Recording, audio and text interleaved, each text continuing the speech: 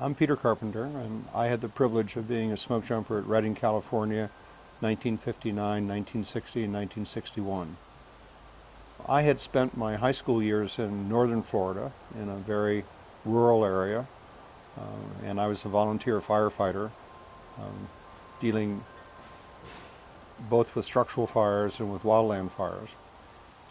And then when I went on to college, I was a freshman at Harvard, and struggling would be understating how difficult I was finding it, and I decided I needed to do something very different from my summer month than continuing my academic endeavors. And I looked around and discovered this wonderful thing called smoke jumping, and because of my wildland firefighting experience in Florida, I met the minimum qualifications, although today I wouldn't come close to that, given the way that those qualifications have increased. And so between my freshman and sophomore and junior and senior years, each summer I would leave Cambridge, Massachusetts and go to Redding, California, and it was a life-changing experience. There probably aren't two places that are geographically further apart than Redding and Cambridge, but much more importantly, there aren't two places that are more different socially, economically, topographically, biologically. And I think it was probably the most life-changing experience that I've ever had.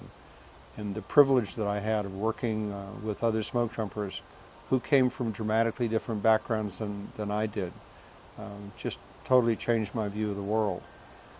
And the other thing that was fundamentally important about it is that I was working with a team of people, and taking care of each other was our absolute number one priority. And we had, I think, a somewhat different philosophy on firefighting than I sadly see today, which is, we knew that Mother Nature was in charge. And yes, our job was to get there when a fire was small and to keep it small, but that didn't always work. And we occasionally had fires that blew up and got away from us. And we learned early on that there was a time when you just stood back and watched.